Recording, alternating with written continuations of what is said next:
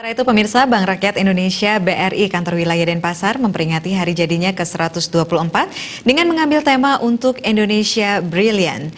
Peringatan dilaksanakan dengan apel di halaman kantor cabang BRI Renon. Dalam perayaan hari jadi BRI ke-124 dilaksanakan apel peringatan dan pemberian penghargaan pada sejumlah karyawan. Pemimpin wilayah BRI Kanwil Denpasar, Ida Bagus Ketut Subagia menyerahkan penghargaan kepada jubilaris yang sudah bekerja secara terus-menerus tanpa henti dan tanpa celah. Pemberian penghargaan adalah sebagai apresiasi karena sudah melakukan pengabdian bekerja dengan motivasi yang tinggi, membantu dan membesarkan BRI, serta bekerja tanpa celah dan cacat. Di usia ke-124 diharapkan BRI semakin jaya, semakin meningkat dan berkembang, serta kontribusinya terhadap negara semakin besar dengan mengandalkan platform digitalisasi.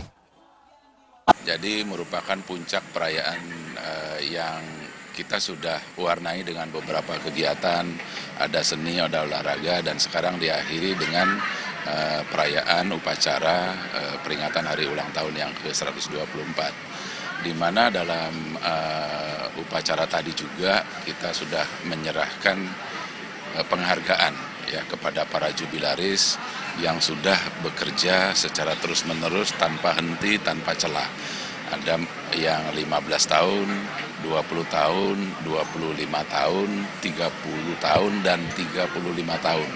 Di mana secara total jumlah pekerja yang kita berikan penghargaan pada upacara hari ini adalah 277 orang. Tujuannya adalah pertama kita memberikan apresiasi karena mereka sudah melakukan pengabdian, bekerja dengan motivasi yang tinggi, membantu membesarkan BRI selama jangka waktu masing-masing dan kemudian tanpa celah dan tanpa cacat. Harapannya di ulang tahun yang ke-124 tahun ini dan ke depan BRI semakin